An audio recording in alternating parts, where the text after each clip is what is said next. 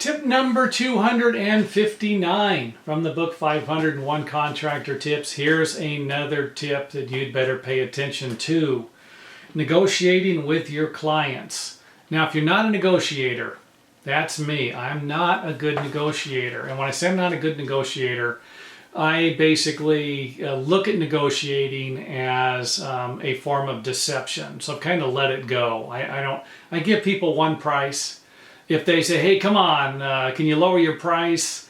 No, I can't. That's the price I do it. I've lost a few jobs that way, but most of the time I get the jobs because the people seem to respect that. But the real money is going to be made in negotiations, learning how to negotiate, learning how to give prices with a certain percentage a little higher, and reducing the proposal, your bid, and the estimate, reducing the amount of money. These people feel like they get something and they're happy. Now, there's an art to negotiating, and I'm not going to be the best person to give you the advice on negotiating. I've seen plenty of people do it. I've used some of these techniques myself with success. Some of them didn't work out so well. But I have watched the masters. So if I was going to say where I got the information from on negotiating to actually provide you with any information, it was from watching the masters. And I've been doing it for years. Politicians, business people.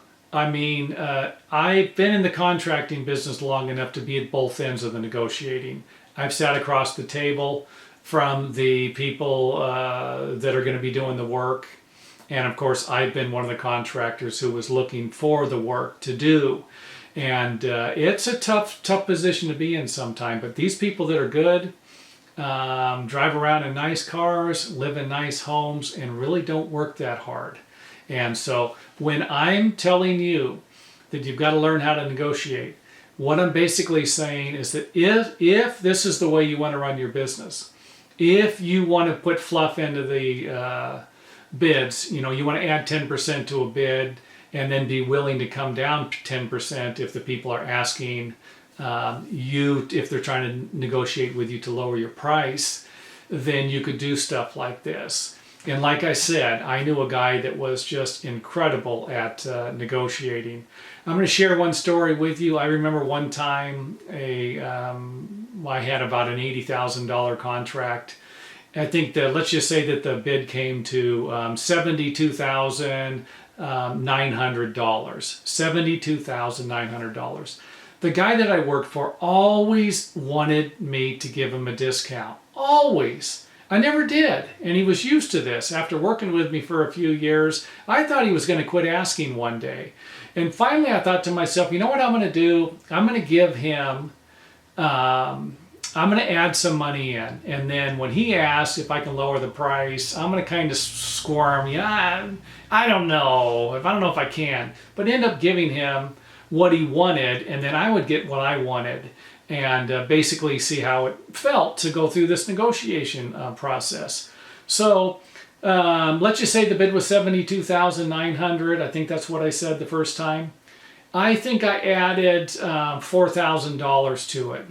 Let's just say I made it $76,900. Added, so even number. So I turned the bid in, and so my new bid now is $76,900. It's $4,000 more than my original estimate of what I would have been happy with.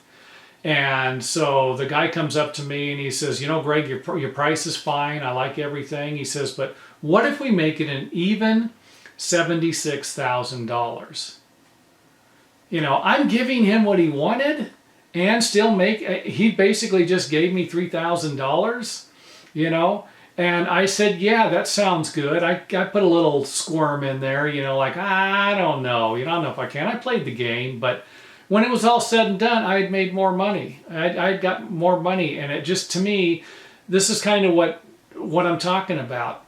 If you're looking to make more money, you're going to need to learn how to negotiate, because the real big money in construction has a lot to do with negotiating and learning how to play the game. So keep that in mind.